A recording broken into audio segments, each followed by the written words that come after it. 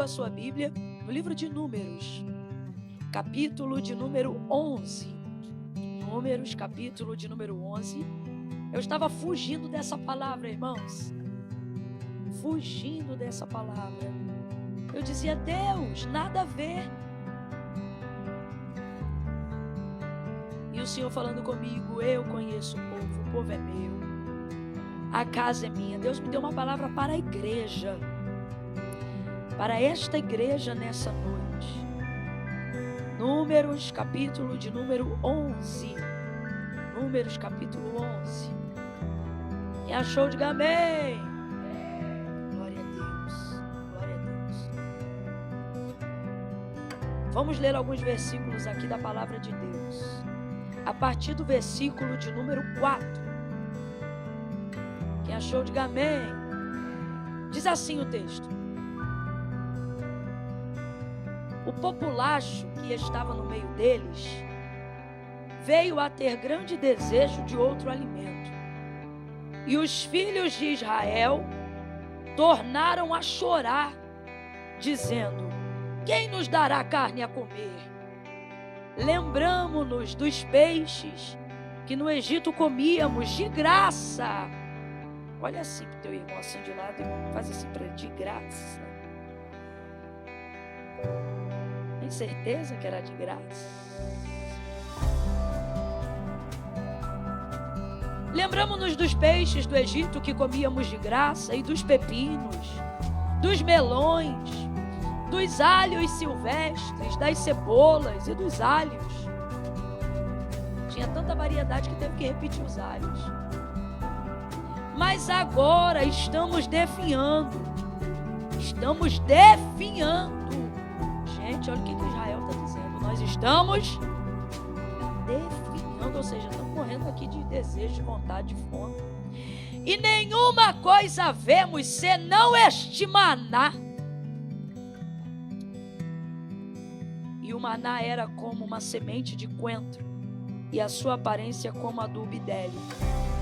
O povo espalhava-se para colhê-lo, e em moinhos o moía, onde o pilão pisava. Cozia-o em panelas, e dele fazia bolos, e o seu sabor era como de bolos amassados com azeite. Quando à noite o orvalho descia sobre o acampamento, trazia também consigo o maná. Moisés ouviu o povo chorar por famílias, a qual cada um chorava à entrada da sua tenda, e a ira do Senhor se acendeu grandemente. E Moisés se perturbou muito. E disse Moisés ao Senhor: por que tu fizeste mal ao teu servo? E por que eu não achei graças aos teus olhos, visto que puseste sobre mim o encargo de cuidar de todo esse povo? Concebi eu porventura este povo? Gerei eu para que me dissesse: leva-o em teus braços como a ama leva a criança no colo, a terra que juraste a teus pais? De onde eu teria carne para todo esse povo? Contra mim eles choram dizendo: dá-nos a comer carne. Eu sozinho não posso levar todo este povo, ele é muito pesado para mim. Se assim me tratas, mata-me de uma vez. Eu te peço, se eu tenho achado graça aos teus olhos, não me deixe ver a minha própria ruína. E disse o Senhor a Moisés: ajunta-me 70 homens dos anciãos de Israel, que sabem ser anciões e oficiais do povo, e tu os trarás à tenda da congregação, aonde permanecerão contigo. Eu descerei e ali falarei contigo, e tirarei do espírito que está sobre ti, e porei sobre eles, e eles te ajudarão a levar o fardo do povo, para que tu não o leves sozinho. Dirás ao povo: congregai-vos em preparação amanhã, quando comereis carne. E o Senhor ouviu quando choraste, dizendo: quem nos dará carne a comer? Bem-nos-ia no Egito. Pelo que o Senhor vos dará carne, e comereis. Não comereis um dia, nem 2, nem 5, nem 10, nem 20 dias, mas um mês inteiro, até sair pelos narizes. Até vocês ficarem enjoados dela, porque rejeitaste ao Senhor que está no meio de vós, e choraste diante dele, dizendo: por que saímos do Egito? Disse Moisés: 600 mil homens de pé, É este povo no qual eu estou no meio deles, e tu vem me dizer que darão carne a comer o mês inteiro? Matar-se-ão para eles rebanhos de ovelhas e vacas, para que se lhe bastem. Ajuntar-se-ão porventura para eles os peixes do mar, que lhes bastem. E respondeu o Senhor a Moisés. Gente, olha que DR. Porventura teria se encurtado o braço do Senhor? Agora mesmo verás se a minha palavra se cumpre ou não. E Moisés saiu e disse ao povo as palavras do Senhor, e ajuntou 70 homens dos anciãos do povo, e o pôs ao redor em sua tenda. Aí vamos pular aqui. Moisés fez tudo que Deus mandou ele fazer, pegou do Espírito, repartiu sobre o povo, dividiu o fardo, aquela coisa toda. Vamos lá. Verso 31. Está comigo no 31? Então vamos lá, depois de tudo isso.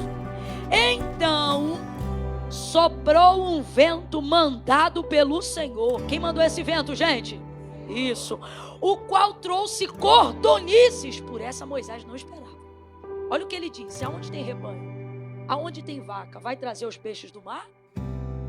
Deus vem por um caminho que ninguém imagina. Então soprou um vento mandado pelo Senhor, o qual trouxe cordonizes do lado do mar e espalhou numa extensão de quase um dia de marcha. Gente, era muita cordonice, vocês estão entendendo? Um dia de marcha, a extensão de um dia de marcha. Era muita cordonice. Segunda coisa interessante, olha isso aqui. Espalhou quase um dia de marcha, de um lado e do outro do acampamento, e ao seu redor, cerca de 2 côvados sobre a terra. Agora está falando da altura que elas voavam, um pouco mais de 1,5 metro. Significa que você, mesmo que fosse miudinha, mesmo que você tivesse 1,5 metro de altura, se você desse um pulinho, você pegava a cordonize com a... Então Deus está dizendo que deu muito na extensão horizontal e aproximou na vertical, para que cada um pudesse pegar com a mão. Rapaz, parece fruta, mas é carne. De um lado para o outro, cerca de 2 côvados sobre a terra. Então o povo se levantou todo aquele dia, e toda aquela noite, e todo o dia seguinte, para colher cordonizes. E o que menos tinha colhera 10 homeres, ou seja, era muita coisa. Então as estenderam para si ao redor, em todo o arraial. Quando a carne, quem está comigo no verso 33? Quando a carne estava entre os seus dentes, antes que fosse mastigada, acendeu-se a ira do Senhor contra o povo, e o feriu com uma praga muito grande, pelo que se chamou aquele lugar Quibrote Taavá, porque ali foi sepultado o povo que desejou outro alimento. De Quibrote Taavá o povo partiu para Zerote, onde ali acamparam. Ou seja, gente, todo esse povo aqui, ó, morreu antes de mastigar a carne, a cordonice. Quem entendeu, diga amém. Senta dando glória a Deus aí. Meu Deus, senta também dizendo assim: misericórdia, Jesus.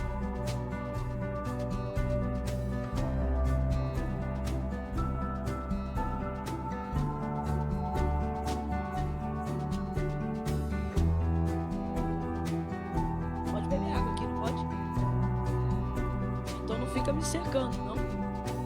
Se conta pra Deus, quando eu estiver bebendo água, você não deixa nada roubar tua atenção, não.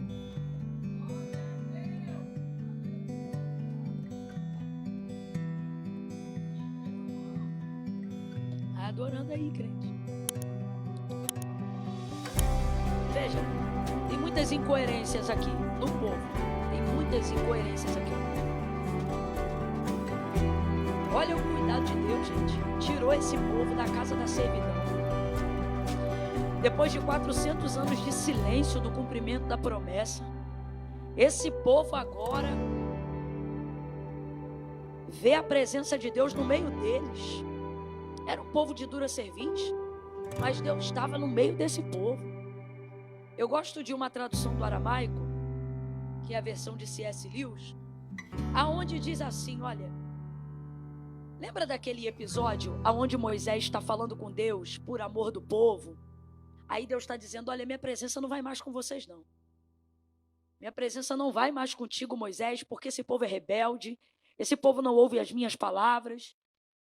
O texto que mais se aproxima do original, ele é traduzido assim, olha: minha presença não vai mais pessoalmente com vocês, mas eu vou fazer esse povo herdar a terra que jurei aos seus pais que lhe daria. Porém, a minha presença não vai mais pessoalmente. O que isso significa? Significa que Deus não estava entre eles só em onipresença, mas também estava entre eles em onipotência.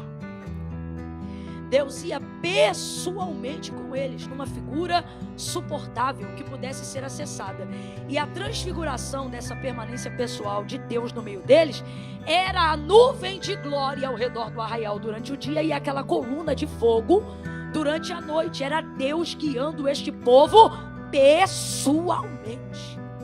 Imagine, depois de tantos anos de escravidão, depois de tantos anos de silêncio, depois de tantos anos sem um afago, sem um carinho, sem um consolo, Deus agora cumprindo a sua palavra. Vi o sofrimento do meu povo, ouvi o clamor do meu povo e desci. Deus já estava pessoalmente desde essa ocasião.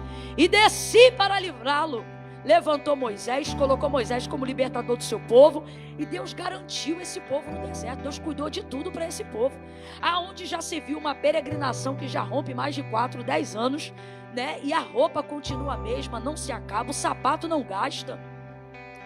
Deus foi provendo absolutamente tudo para esse povo. Abra comigo a sua boca e diga: cuidado pessoal.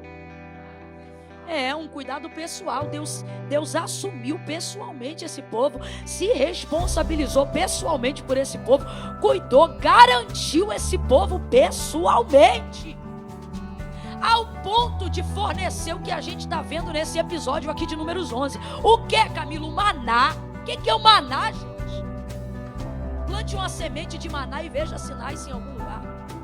A única agricultura que cultiva maná não está na terra. O maná está no recôndito do Senhor. O maná vinha da onde? Quem lembra? Da onde vinha o maná? Da onde vinha o maná? Do céu, e de um céu que não é acessado pelo homem. Não se colhe maná nas nuvens, não se colhe maná nos ares. Então eu vejo Deus tirando do recôndito do seu celeiro, do recôndito, abre aspas, né, filosoficamente para o que eu estou falando, da sua agricultura celestial. E Ele está pegando um alimento tão precioso que não pode ser cultivado na terra. Isso nunca aconteceu. É um nível de exclusividade. É como se Deus estivesse abrindo sua despensa pessoal e estivesse dizendo: dê isso ao povo. O maná, ele descia com o orvalho durante a noite e ele tinha algumas regras. Como tudo que Deus faz é pedagógico, ele tinha algumas regras de colheita, porque Deus está ensinando o povo. E uma delas era para não guardar o maná, para poder mostrar a Deus a sua fidelidade, como quem diz: confia em mim. Hoje eu provi, amanhã vou prover de novo. E depois de amanhã, de novo. Caberia até aqui agora aquela canção, né? Irás prover de novo. Eu creio em ti. Eu não vivo do que vejo, mas vivo do... Era a fidelidade de Deus. Irás prover de novo. Eu creio em ti. Veja, então era didático, pedagógico. Ó, pega só a porção daquele dia. O povo tinha uma mente tão escassa e tanto medo de perder, de não ter, que acabava perdendo o que tinha por medo de não receber o que ainda ia chegar. E aí o que eles começaram a fazer? Começaram a guardar. E o que o Senhor dizia? Não, para cada dia. Era uma maneira de Deus ensinar o povo a confiar na sua fidelidade. Ó, o maná que vocês guardam vai falhar, eu não. Então o povo às vezes guardava o maná. O que acontecia? Quem lembra? Apodrecia, estragava. O maná era uma matéria-prima que só podia ser consumida em fidelidade. Entenda, o povo só ia desfrutar disso em fidelidade. Então olha a Deus, eu quero que você entenda o tamanho da grandeza disso, gente. É um alimento que foi retirado do próprio céu, de um lugar que o homem não acessa, para que o homem pudesse acessá-lo aqui na terra. Deus está pegando aquilo que lhe é pessoal e tornando físico, para que você possa acessar. Meu Deus, isso é incrível, isso é extraordinário. Se eu fosse você, eu já tinha dado 3 glória a Deus e um aleluia. Olha isso. Aí veja, o povo então está sendo cuidado pessoalmente pelo próprio Deus, amparado pelo próprio Deus, civilizado pelo próprio Deus, educado pelo próprio Deus. Porque tudo isso são métodos de educação, para que o Senhor tire aquela mente de escravidão e coloque na mente deles uma mente de cidadão. Por isso as leis, por isso tantas outras coisas. Aí o povo está lá. Esse povo de dura serviço que vive reclamando, acabou de, num episódio anterior, no capítulo 10, de manifestar a ira de Deus pelo mesmo motivo. Qual? Murmuração, reclamação. Deus já mostrou ira no meio desse povo. Deus se irou. Deus acendeu um fogo no meio deles que consumiu um bocado deles. Rapaz, e mesmo assim eles não aprendiam a desenvolver temor diante da presença de Deus. Mas ok, Deus acabou de dar uma disciplina para eles. Eles ficaram meio assim. Passou pouquinho tempo, tanto é que está no mesmo capítulo. Passou pouquinho tempo, já estava esse povo reclamando de novo. Só que veja, dessa forma diferente. Quem começou a reclamar agora foi o populacho. Quem é o populacho? Aquela resma, aquele povo que saiu do Egito no efeito manada. Os agregados. Eu acho que em nosso meio nós chamaríamos eles de amigo do evangelho. São aqueles que não são do meio, não são do povo, mas gostam de estar em volta porque sabem o que o meio produz. Eu vou falar a verdade para você, que Deus não me chamou para mentira. O que é o agregado? É aquela pessoa que nos ama e nós também amamos, que ouve Deus, sua palavra, até o ama, mas não se decide. E Deus tinha um consenso com o estrangeiro muito lindo, preservado em Israel até os dias de hoje. Deus nunca repeliu o estrangeiro. Ele ensinava a cuidar do estrangeiro. E se o estrangeiro aceitasse a cultura, eu vou usar um termo que aqui é mais popular, né? Se o imigrante se associasse ao Deus de Israel, ele era bem-vindo, se ele reconhecesse, sabe? Ao ponto que o autor da carta aos Hebreus vai dizer que Israel é a nação mais hospitaleira que existe no mundo. Ela abriga pessoas de fora e ela torna pessoas de dentro. Então quem é o populacho? O populacho são pessoas que creram no que o Deus de Abraão, Isaac e Jacó fez no Egito. É o povo que viu o que Deus estava fazendo e acreditou que ele era Deus de verdade. Era o povo que se relacionava bem com os hebreus e que acreditou na promessa deles. Esse povo percebeu que podia ter muito mais andando com o Deus deles e no meio deles do que aquilo que eles tinham no Egito. Então, na saída do Egito, quando Deus abriu o caminho para que o povo hebreu saísse do Egito, essa galera veio junto. Assírios que moravam no Egito, egípcios que eram moradores do Egito e tantos outros imigrantes de outras nações. E eles se acloparam ali, aquele grupo de Israel. Então, quem são eles? O populacho. O populacho veio no efeito manada. O que é isso? É gente que não faz parte da promessa, mas vem junto na crença do cumprimento. Assim vai esse povo junto com Israel. E esse povo vai vivendo as coisas que Deus está fazendo. Esse povo também viu Deus tirar água da rocha. Esse povo também viu Deus tirar azeite da pedra. Esse povo também viu a coluna de fogo durante a noite, a nuvem de glória ao redor do arraial durante o dia. Esse povo viu Deus trovejar no Sinai. Esse povo via que Deus era Deus. Qual é a melhor coisa que você pode fazer quando está numa terra que não é sua, tendo que se adequar ainda a costumes e outras coisas para não ser repelido no meio do povo? Ficar quietinho. Populacho não vota. Populacho não pode trazer intriga. Populacho observa. Olha o que o populacho vai fazer. O populacho vai colocar no coração do meio do povo um desejo que não era de Israel, era um desejo deles. Primeira coisa que a gente tem que fazer por estar cercado do populacho, seja aqui dentro ou lá fora, verificar se as lágrimas que nós estamos chorando hoje são dos desejos que realmente temos e não somos realizados, ou se é dos desejos que o populacho está colocando na gente.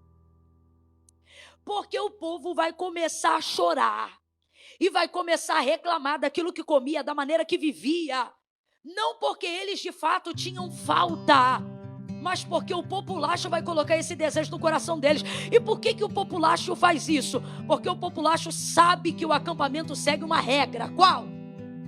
O povo fala com Moisés e Moisés fala com Deus. Então Deus fala com Moisés e Moisés fala com o povo. O povo já sabia, o populacho, já sabia. Quer alguma coisa? Fala com o povo fala com Moisés e Moisés fala com Deus. Deus responde a Moisés e Moisés responde ao povo. Então o que o populacho quer fazer? O populacho quer se aproveitar da aliança que você tem. O populacho quer se aproveitar do acesso que você tem. E sem perceber, eles começam a manipular, colocando em você desejos que são deles, para que você chore por eles, para que você interceda por eles, para que você peça para você o que na verdade eles querem para eles. Que é isso, Camila? Influência do mundo, influência do efeito manada, de gente que está no nosso meio, mas não quer viver de verdade o compromisso com Deus de Israel. Deus trouxe gente aqui nesta noite e Ele está dizendo: cuidado com o povo que está contigo, mas não é teu. São influências exteriores que não compreendem a vontade de Deus para a nossa vida, mas que querem nos influenciar, trazendo sobre nós os desejos dela. Gente, é um dos episódios mais raros da Bíblia Sagrada, onde lágrimas não comovem a Deus, mas deixam Ele irado. É raro você ver alguém numa condição de pranto e Deus não se comover. Isso é raro, mas é porque Deus está vendo que essas lágrimas não são originais. Lágrimas não originais não comovem a Deus. Em contrapartida a isso, um coração contrito e quebrantado, Ele não despreza, não rejeita. Agora, se Ele perceber que seus olhos derramam lágrimas que não pertencem ao desejo do seu coração, ao invés de manifestar de Deus o favor, você vai suscitar dele a ira. Com todo carinho, faça uma reflexão aí agora, nessa noite de domingo. E Deus está dizendo: comece a passar em revista se o que você está chorando é desejo seu ou é expectativa que foi gerada em você de coisas que os outros queriam realizar e como eles não realizaram, querem ver realizado em você. Você está chorando por motivos originais? Por coisas que glorificam a Deus? Por coisas que combinam com a promessa que Deus te fez? Ou o seu pranto se dá em razão de perceber que as pessoas que estão a seu redor não se realizam em você? Seus sentimentos são de uma tristeza que brotou de si ou de uma expectativa não correspondida de outro que caminha com você? Eu quero que você faça essa análise aí agora. Faça essa análise aí agora. O documento que você ainda não tem te faz sofrer tanto por se sentir humilhado diante dos outros? Ou porque na verdade você deseja tê-lo para a glória de Deus? Deus está dizendo: as coisas que você tem chorado, elas têm mais a ver com o que eu desejo ou com o que os outros desejam ao seu respeito? Você quer ter para a glória do meu nome ou para fazer vingança? Ou para responder às pessoas para que elas vejam que Deus é com você? Porque a orientação do populacho não deixava de ser isso. Vamos ver o quanto Deus de vocês ama vocês, o quanto Ele faz o que vocês pedem. E na verdade o que eles queriam. Vamos usar o povo de manipulação. Vamos falar rasgado que é para todo mundo entender?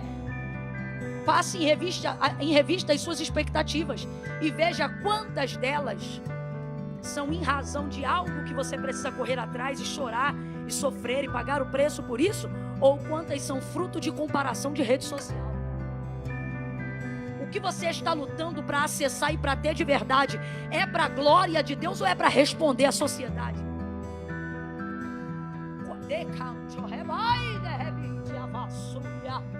Deus está dizendo: vou falar como Ele está mandando. E se eu te dissesse que 50% das suas dores não são suas?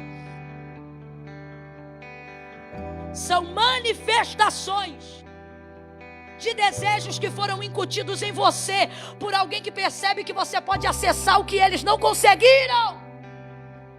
E no final você está trabalhando para atender expectativas humanas e não divinas.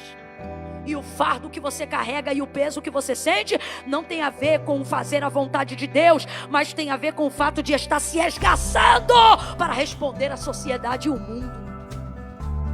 Influência do populacho. E esse populacho tem tanto poder de influência. E olha aqui para mim.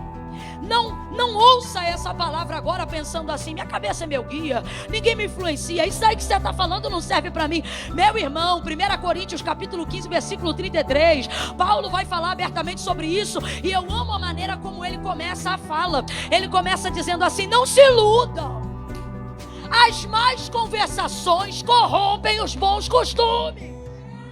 Sabe o que ele está dizendo? Não fica pensando minha cabeça é meu guia, Nova York não me influencia, cultura americana não entra na minha mente, uma mão desse século não me governa. Olha o que ele está dizendo: não se engane. Se engana não, filhão, você está nesse mundo. Olha a oração de Jesus: Pai, não os peço que tu tire do mundo, eu peço que o Senhor os guarde. Não tem como sair daqui só morrendo. Quer morrer? Então fica firme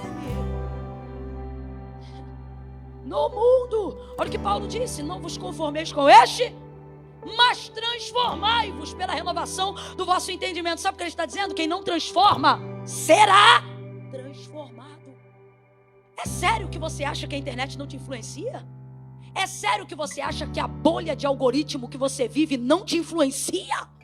É sério que você acha que a tua espiritualidade não permite com que o mundo te afete? É sério?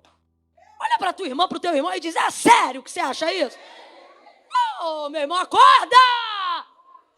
Acorda, filhão! Acorda, minha filha! O que é? Você é a quarta pessoa da Trindade? Não, Camila, mas é que comigo realmente é diferente. Então eu vou orar para que Deus te recolha ainda essa noite. Enoca, e o Senhor tomou para si e não se viu mais. Aleluia, aleluia. Oh, em vossa santidade, nada me toca, nada me influencia. Glória a Deus e essa fulana. Aleluia, Beltrano. Não tem essa não, meu irmão. E quanto menos você acha que é influenciado, mais influenciado você está sendo. Porque quem não tem consciência do quanto é influenciado é a pessoa perfeita para ser influenciada. Ali, incutido na mentalidade, paulatinamente, vagarosamente, é a melhor maneira de colocar uma ideia fixa na tua mente e fazer você acreditar que ela é sua. É a melhor forma de fazer. E é assim que o mundo faz, porque o diabo tem paciência. Paciência que muito crente não tem. E ele vai ali incutindo. Então eu acho lindo a fala de Paulo quando ele diz: não se iluda. As más conversações corrompem os bons costumes. Olha o que ele está dizendo: que uma conversação má, ela pode arrebentar com um hábito. Olha isso, é muito forte. Uma palavra maldita, uma conversa não correta, faz você perder a capacidade de discernimento, de filtro, e incutir na tua mentalidade uma ideia totalmente equivocada. Não se mudam. As más conversações corrompem os bons costumes. Aí vamos lá, 2 Timóteo, ainda Paulo, capítulo 2, versículo 16. Evita igualmente os falatórios inúteis e profanos, pois os que deles usam passaram impiedade ainda maior. Vão viver impiedade ainda maior.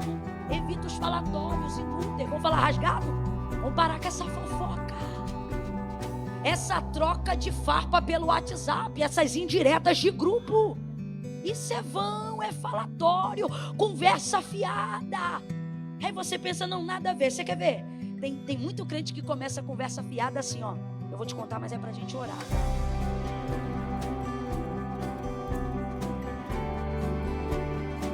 Ó, eu vou te contar, mas não é por nada não, tá? É só pra gente orar, miserável. Termina a conversa, fala e orar que é bom. Evita. Não deixe as pessoas confortáveis para falar das outras diante de você. Evita. Começou conversa que não deve, dá licença, obrigada, boa noite. Deus está dizendo: a melhor maneira de você cair é achando que você é invulnerável. Não, eu fico. Aí Deus está dizendo aqui para alguém: não, eu não falo nada. E o Senhor está dizendo: tu não fala nada, mas ouve tudo. E você não é o resultado do que você fala, você é o resultado do que você ouve. Cuidado. Nós somos a soma das decisões que tomamos diante daquilo que nós ouvimos. Olha a orientação desse homem de Deus: evita você. Meu Deus, eu vou falar do jeito que Deus está mandando. Tem gente que não evita, não. Provoca! O proverbista vai dizer que Deus odeia gente que fala com as mãos e com os olhos. É gente que provoca. Você já viu gente que passa uma terceira pessoa, ele não fala nada, mas aqui.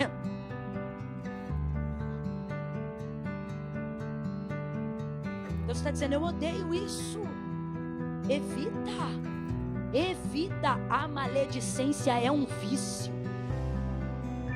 Falar mal dos outros nos dá a sensação de poder.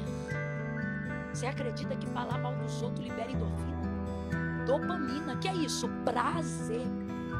Por quê? Porque te dá a sensação de ser o detentor da informação. E isso te dá a sensação de poder. Olha o que eu sei do fulano. A vida dele, você está vendo aí, mas eu... E aí a pessoa vai se tornando viciada naquilo. Viciada naquilo. Evita. Grita aí para esse crente e diz, evita. Evita. Pois os que dessas falatórios inúteis e profanos usam, eles vão passar impiedade ainda maior. Olha isso aqui. Não dá nem para acreditar que Paulo está falando disso daqui a Timóteo, ou seja, escrevendo uma carta a uma igreja liderada por um pastor. O que ele está dizendo? Impiedade. Rapaz, você sabe que tem o não crente e tem o ímpio.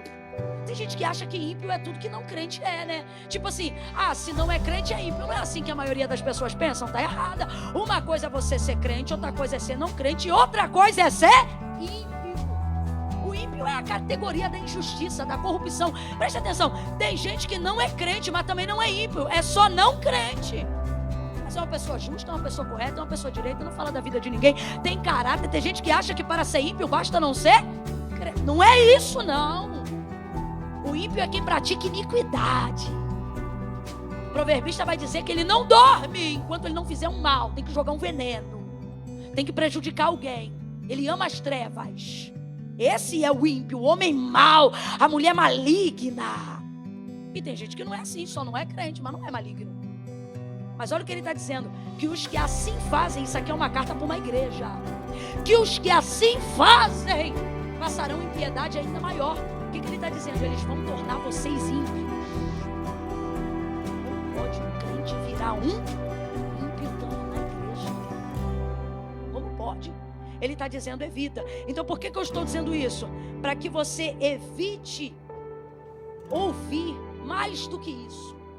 Evite dar poder de voz ao populacho. Entenda que é ele que está na tua terra, é ele que está na tua promessa. É ele que está dentro do contexto do cumprimento do que Deus vai te garantir. Eu vou falar rasgado do jeito que Deus está mandando.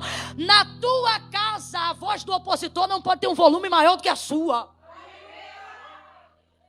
Não pode, você tem que ser posicionado. Não pode, você tem que ser posicionada. Não dê microfone, não dê volume de voz a quem quer perverter o desejo. Rapaz, a gente já paga um preço para se consagrar. Olha o que ele está dizendo. Veja isso. Aí esse povo vai ser tão influenciado, o povo de Deus, pelo populacho, que era o povo no meio do povo. Vai ser influenciado por eles a tal forma que eles vão começar a falar de maneira romântica sobre um período de escravidão. Porque o populacho tem esse poder de fazer você, o seu passado, como se tivesse sido glamuroso. Primeira coisa que me irrita nesse texto. Eu me lembro quando a gente comia peixe de graça. Qual era o salário que vocês recebiam? Recebia salário? Nada, escravidão. Tudo escravo. E a escravidão de ficar paradinho? Ralava era muito. Trabalhava para eles. Só trabalhava para eles, não recebiam nada. É por isso que quando chegarem em Canaã, chegarem em época de colheita, e alguém diz, que injustiça, Deus pegou o que era dos caldeus, dos cananeus, dos heteus, dos jebuseus, dos amorreus, e entregou tudo para Israel. Não, meu irmão, isso ali é 400 anos de salário atrasado. Vão chegar em dia de colheita. Tem inimigo que só está na tua terra arando ela para o dia da colheita.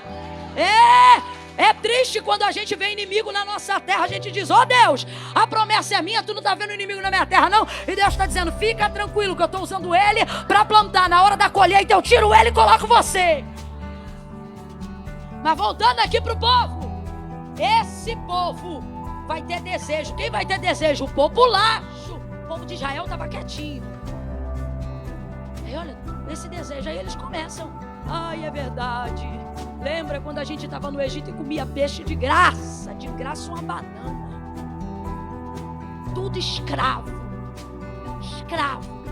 tratado como escravo, morando como escravo, vivendo como escravo, oprimido como escravo, cheio de carga, pesado. Engraçado, nessa hora da depressão eles não lembram, da dor eles não lembram, só lembram do peixe. Por quê? Porque estão sob influência. Deus está dizendo, quer lembrar do teu passado? Então não se lembre só do que teu amante te dava, não. Lembra também quando ele te tratava no dia dos namorados, ficando com a mulher. E você chorando porque tinha um homem que não era teu. Mas não, só quer se lembrar da parcela do carro que ele pagava. E da humilhação que não tinha preço. Isso tu não lembra, né? Botando o Rivotril debaixo da língua para tentar dormir à noite. Isso você não lembra. De graça uma banana. De graça coisa nenhuma. Olha para quem está do teu lado e diz, no mundo eu nunca tive nada de graça. Nada de graça. Com uma mão o capeta dava, com duas ele arrebentava, batia, castigava, humilhava. Remova da tua ideia essa visão romantizada da desgraça que tu vivia no mundo. Deus está dizendo, a melhor maneira de você voltar para o mundo é glamourizando quem te arrebentou, tornando romântico o que na verdade era uma tormenta. Ah, no mundo é festa, é amigo, e quando tu quase morreu de overdose? Isso você não lembra, né? Isso o mundo não é atraente para que você lembre, né? Não, Camila, eu nem era de festa, não era de nada. E o espírito opresso que você tinha, o desejo de morte que te visitava de tempo em tempo, dizendo no teu ouvido, acaba a tua vida. Tinha comida, tinha bebida, tinha amigos e tinha também a morte, dormindo e acordando contigo, dormindo e acordando contigo. Eu fico impressionada com a capacidade que Israel tem de glamourizar e de só ver o que é conveniente no momento que está sendo influenciado. Vamos falar a verdade, que isso não é um atributo só de Israel, não. Quando nós estamos sob forte influência dos desejos do mundo, a gente também faz isso. Ah, não era tão ruim assim. Naquela época a gente se divertia, né? Não é? A gente não é assim? Não, olha só. Eu vou te falar. Eu não prestava, mas era de... Tu lembra aquele dia? Aquele dia que eu fiz... É assim.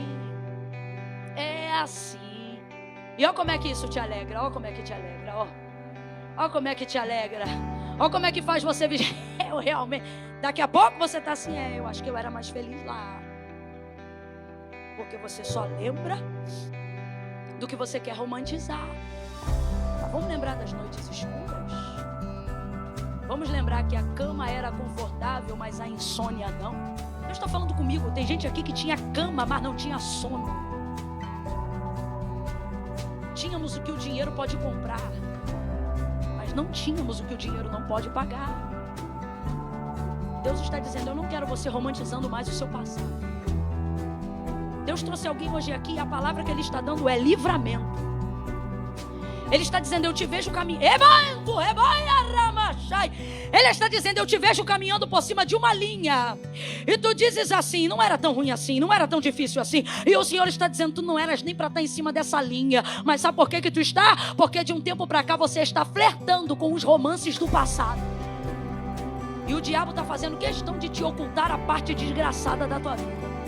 Porque ele só quer que você se lembre do que aparentemente você tinha de bom. Aí me vem eles aqui falar, comíamos peixe de graça, de graça. Vocês eram escravos. É o poder da influência fazendo a gente romantizar onde não há beleza. Somos vulneráveis a isso, sim ou não? Sim, João diz, aquele que está de pé, cuide, do outro não, de si, para que você não caia. Aí eles continuam. Olha, os peixes que eram de graça, os pepinos, os melões, os alhos silvestres, as cebolas, os alhos, rapaz, só tempero.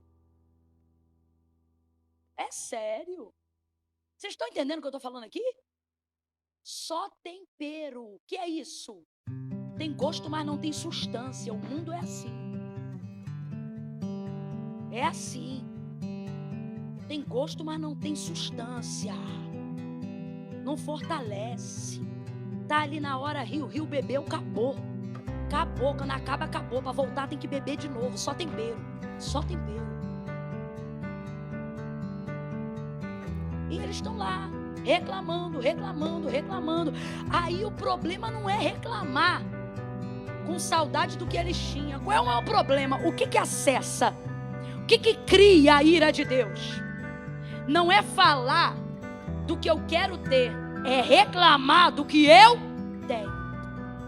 Você não precisa reclamar do que tem para manifestar desejo do que você quer ter. Entenda isso.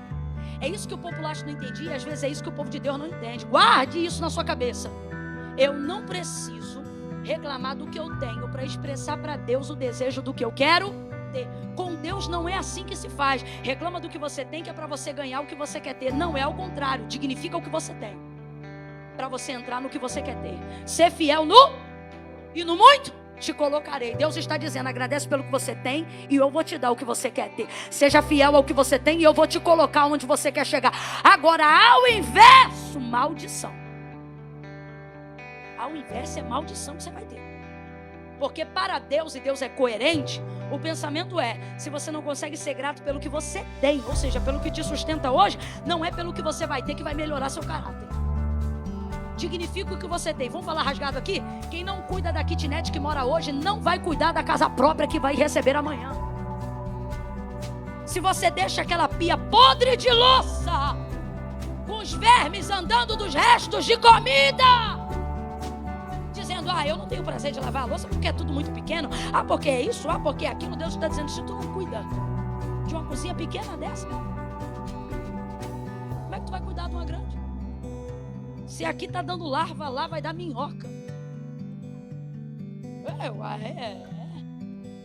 Veja. Com Deus é diferente. Não é proibido desejar. Olhe para mim. Você não é proibido a desejar mais. Não é pecado querer mais. Não é pecado querer melhor. Quem está ouvindo bem, diga amém. Não é pecado. Agora, o problema é achar que eu tenho que desdenhar o que eu tenho para acessar o que eu quero. Isso Deus não suporta. Vou te falar que não é comer carne que ira a Deus, é desdenhar do maná que manifesta a ira de Deus. Olha que cabeçudos. Podiam pedir carne para comer com maná. É ou não é? Senhor, o maná é maravilhoso. Imagina o maná. É assim que você tem que pedir as coisas para Deus. Mas olha eles, comia tudo de graça, tinha peixe, tinha alho silvestre, alho comum, cebola, só tempero. Agora só nos resta este, ou desdém, este maná. Oh meu Deus. Um crente sábio não pega o que tem, não desdenha do que tem para acessar o que deseja. Ele faz a guarnição. Deus, maná top, hein? Deus, obrigado pelo maná. E se maná com filezinho, ó. E se agradar demais a Deus? Porque Ele ia ver em você a mentalidade de alguém que não precisou desdenhar o que tem para viver o que deseja. Ele está dizendo: olha ele, olha ela, associando o que eu dei ao que Ele deseja. Esse é o plano perfeito, esse é o plano original. Parceria, fechamento, aliança. Deus está dizendo: por que você desdenha o que eu faço? Por que você ignora a roupa que você tem, a casa que você tem, o marido que você tem, os filhos que você tem? Você só quer ter, mas não agradece pelo que você tem. Você só quer chegar, mas não agradece aonde você já chegou. Você só quer ser, mas não agradece quem você já é. Lembre-se que você já não está onde esteve, já não é quem foi. Há motivos para agradecer, mas as más conversações, as pessoas que você segue na internet, as pessoas que você curte, o volume de voz que você deixa, a programação que você segue, o raio da série que te influencia, coloca na tua mente só o desejo de ter mais e não de agradecer por aquilo que você já tem. E você não está percebendo que o Deus que amou está ficando irado. Deus vai acender a sua ira pelo desdém do maná e não pelo desejo da carne. Moisés já está transtornado, vai ter uma DR com Deus. Olha isso. Deus irado vai dizer assim: olha, eu vou dar a esse povo carne. Pode falar para eles que eles vão comer carne. E aí Moisés não acredita. Moisés vai dizer assim: por que o Senhor está fazendo isso comigo? Se o Senhor me ama, me mata. É o auge do sofrimento, o cara não aguenta mais. De um lado é Deus apertando, do outro é o povo reclamando. Isso aí ele não aguenta mais. Me mata, se o Senhor me ama, me mata. Porque eu não aguento mais isso não. Aí o Senhor fala para ele: porventura meu braço se encurtou? Pois então você verá. É engraçado que parece que Deus ia fazer a longo prazo, né? Porque ele diz que o povo ia comer carne até 5 meses. E agora, por causa da palavra de Moisés, ele diz assim: você vai ver o que eu vou fazer agora. Quando Deus estiver irado, quando Deus manifestar ira, não peça para ele acelerar, peça para ele ter misericórdia, porque senão o que ele ia tratar a longo prazo, ele vai tratar de uma vez só, e isso pode causar morte. Ah, é? Então você... Eu acho incrível o relacionamento deles dois. Ah, é? Então você vai ver o que eu vou fazer agora. Chama os homens, chamou os 70, repartiu o espírito. Olha aí que eles vão levar o fardo do povo contigo. Ok, e agora? Agora você vai ver, meu filho, carne como você nunca viu. Manda uma revoada de cordonizes do jeito que eu falei para vocês. De uma banda e do outro. O que é isso, Camila? De um lado e do outro, meu irmão. Cobria todo aquele arraial. Eu estou falando de mais de 1 milhão de pessoas cobertas. Sabe o que eu estou falando? Eu estou falando sobre o céu ficar escuro onde você está. Porque o nível de revoada cobriu a luz. É um teto de cordonizes que você pega com a mão. Aí vamos lá. Quem mandou as cordonizes? Deus. Ele dá ordem aos ventos, faz deles seus ministros.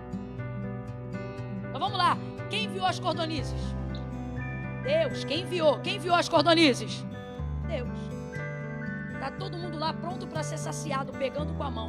Por que Deus colocou numa altura tão baixa? Que era para todo mundo pegar o quanto desejasse. Sim ou não? Sim ou não? A princípio eu penso que Deus não ia matar o povo. Vou lhe dizer por quê. Porque o que irrita ele não é o povo pegar, mas é o povo pegar como se não fosse o suficiente para comer. Aquela glutonaria, aquele desejo desenfreado. Diga comigo: desejo desenfreado. Diga: desejo incontrolável. Diga: paixão ardente. Aquilo que irou Deus. Eu tenho para mim que foi isso. Porque o povo, de vez pegar a quantidade que já estava doutrinado a fazer quando recebia o maná, rapaz, eles começaram a pegar como se o mundo fosse acabar. Começaram a pegar como se não tivesse amanhã. Aí tanto é que o texto diz: e acendeu-se a ira do Senhor. Acendeu-se a ira do Senhor, e o que o Senhor fez? Lançou uma praga no meio deles. Eu não sei que tipo de praga é essa, porque a palavra de Deus não explica. Só que ela deixa claro qual é a reação da praga. As carnes parece que deu refluxo, não sei. Parece que ao invés de descer, foi para cima. E ficaram sufocados, não conseguiram mastigar. Paralisou a comida. E foi chamado o nome daquele lugar Vale dos Desejos. Porque ali o povo desejou outro alimento. E desdenhou do maná do Senhor por isso. 2 verdades e eu encerro. Primeira, não é porque Deus está dando próximo a você, não é porque está no seu acesso que significa que é para você pegar. Tem coisa que vai estar ao seu alcance, mas não é para você. Vou falar de novo. Tem coisa que vai estar... Você está vendo porque eu não queria pregar essa palavra? Que isso é um coro. Começar a segunda-feira com isso tem que ser muito crente. Mas me parece que essa igreja tem maturidade o suficiente. Eu te juro, eu ia pregar João, capítulo 20, ressurreição de Jesus. Jesus disse: não, eu quero dar livramento ao meu povo nessa noite. Amém. Então, 2 verdades. A primeira, veja, esse povo vai morrer por causa do desejo desenfreado que eles estavam. Isso vai desagradar o Senhor sobremaneira. Sobremaneira. Foi tão perto que a impressão que dá é assim: Isso está tão perto de mim, eu posso pegar. Posso pegar quanto eu quiser, isso está perto demais de mim. Vamos lá. Quando Deus não quis que Adão nem Eva tocasse no fruto, na árvore do conhecimento do bem e do mal, não seria mais fácil se ele tivesse dito, já que isso aqui não é para comer, vou tirar do jardim? Ora, não era mais fácil? A gente estava andando nu por aí até hoje. Livre, leve, solto, sem pecado, sem erro, na pureza, na santidade, vendo Deus andar na terra, como se a terra fosse o céu, não é? Mas não. Deus plantou a que podia tocar e plantou a que não devia comer no mesmo lugar, no mesmo jardim. E liberou para eles uma palavra. Essa aqui e todas as outras, pode comer regado. Só uma, rapaz, eles tinham um jardim inteiro. Só uma. Essa dali, não coma. Porque no dia em que comer, vão morrer. Satanás foi lá na serpente. Ela conversou com Eva. Não foi assim que Deus disse. Dissuadiu ela da ideia. Ela comeu o fruto e entregou para o homem. Seria mais fácil se Deus tivesse tirado essa árvore de lá, gente? Fala aí. Sim ou não? Ai, vamos falar yes, que é mais legal. Yes ou no? O engraçado é que o meu ou é português. Como é que eu falaria sim ou não em inglês? Yes? Yes or not? Yes or not? Eu não consigo, eu só consigo falar o ou em português. Sim ou não? Sim ou não? Deus não tirou. Deus não tirou. Por quê? Porque Deus não quer filhos descontrolados. Deus não quer filhos, seres humanos que se comportam como animais irracionais, movidos por desejo. Eu desejo, eu faço. Eu quero, eu vou. Suicida. Espírito da morte está aí, ó, amarrado no teu lado. Por quê? Porque você é refém dos seus desejos. Não é porque você tem acesso que significa que você deva. Vou falar rasgado. Pornografia. Não há acesso mais fácil do que pornografia hoje. Não é porque eu tenho acesso que pornografia seja para mim. Bloqueie o celular do seu filho, mas ensine a ele por que não. Porque senão, mesmo bloqueando tudo, no final ele será refém do desejo dele. Então não diga para ele só o que não pode, explique para ele por que não pode. E vai ensinando ele a controlar os desejos dele. É isso que você tem que fazer. É assim que o Senhor faz conosco. Ele quer que nós obedeçamos a sua palavra por temor, por respeito e por proteção, para que nós não nos tornemos refém dos nossos desejos. Se você não refrear o seu desejo, ele vai te consumir. Ele vai te destruir. Alguém pensa que liberdade é poder fazer tudo. Não, liberdade é poder ter o controle daquilo que eu desejar. Poder de verdade não é poder para fazer tudo. Poder de verdade é controlar o poder que eu tenho. Jesus vai provar isso, João 19. Olha isso. Pilatos vai dizer assim para ele: eu tenho poder para te mandar prender, para te mandar soltar. A primeira coisa que Jesus diz: poder nenhum você teria se do alto meu pai não tivesse te dado. Aí ele diz: e sobre mim, poder nenhum tem. Minha vida ninguém toma. Minha vida eu dou. Ele está dizendo: tudo que eu vou viver daqui a pouco está sobre o meu controle. Jesus vai cumprir tudo que está nas Escrituras, em João capítulo de número 19.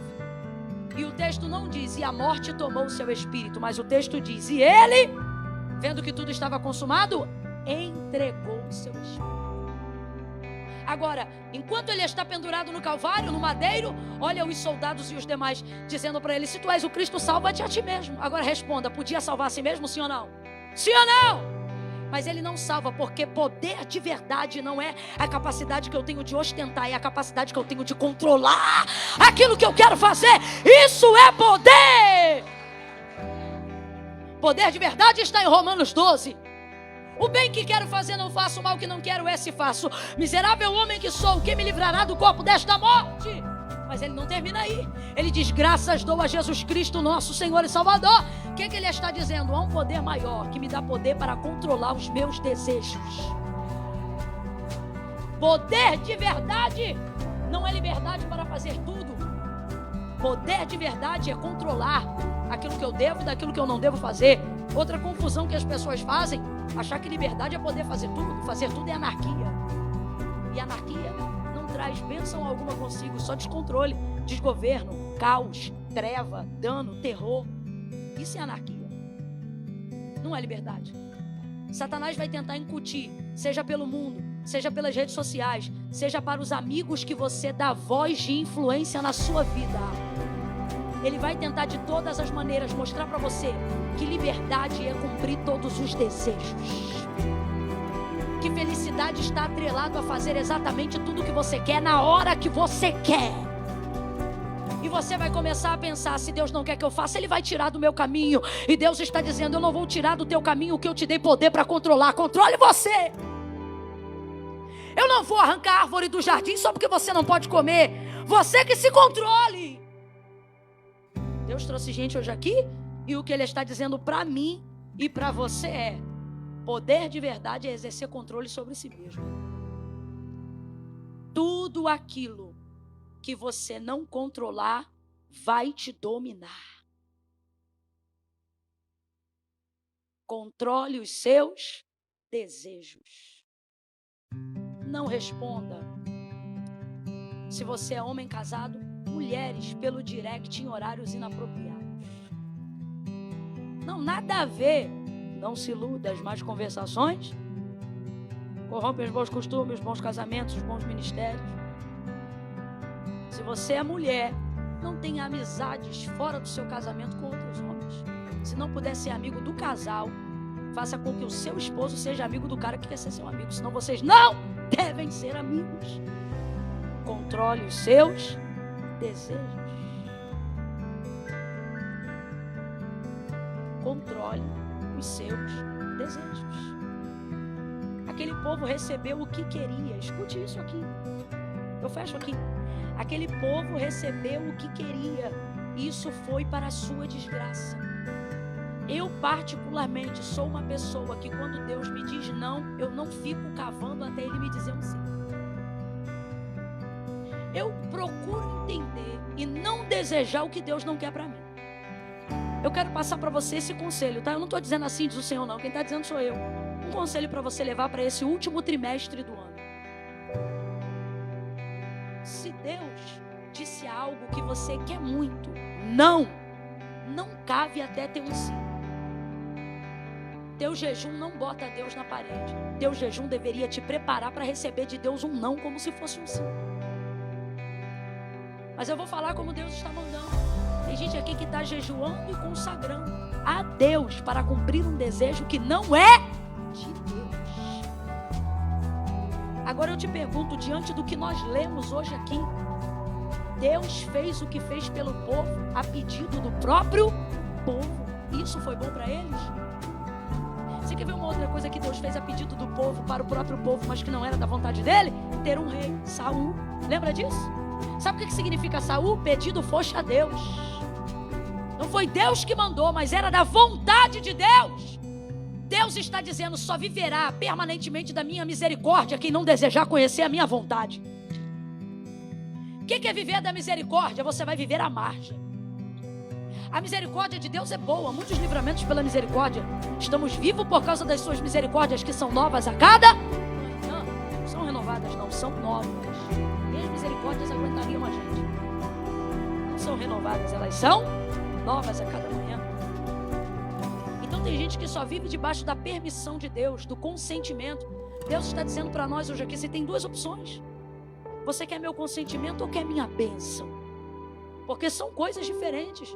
O povo tinha a bênção, mas preferia se igualar. Por que o povo de Israel desejou um outro rei? Como era o pedido deles? Alguém lembra? Dá-nos um rei como tem todas as outras nações. Olha a influência do mundo. Faz conosco como acontece com eles. E o Senhor vai dizer: Samuel, não vai ser bom o povo ter um rei. Mas eles insistiam: eles querem, então toma! A vida de Israel nunca mais foi a mesma depois que eles passaram a ter rei. Foi guerra em cima de guerra. Porque enquanto eles não tinham rei, quem pelejava por eles? Depois que teve um rei, acabou. Aí entrou política, entrou corrupção, entrou governo, entrou república. Estresse! O povo estava tudo lá, rebanho direto do Senhor.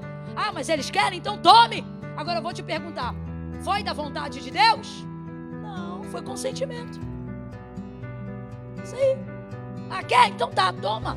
Deus nos trouxe hoje aqui, Ele está dizendo: antes do ano acabar, passe em revista os seus desejos e veja quantos dele vale a pena as suas lágrimas.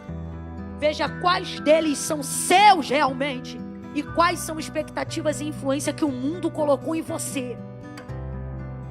Fique de pé do teu lugar em nome de Jesus. Oh, meu Deus. Aleluia. Meu Deus. Você vai se colocar agora diante de Deus. É você e Deus aí agora.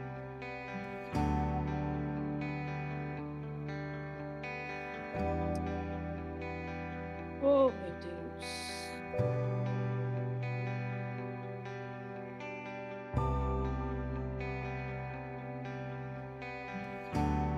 Por que você quer isso?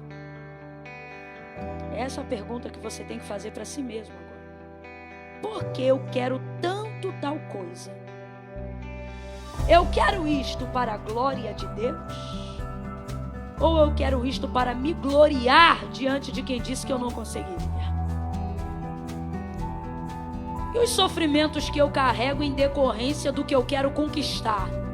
Por que eu quero tanto conquistar isso? Para me respaldar e buscar o respeito da sociedade ou para a glória de Deus? Porque, irmãos, o que não for para a glória de Deus será vanglória. Passe em revista aí agora as coisas que têm te levado ao sofrimento. Faça isso agora. Aproveite essa atmosfera, aproveite a presença do Espírito Santo pessoalmente conosco aqui nesta noite.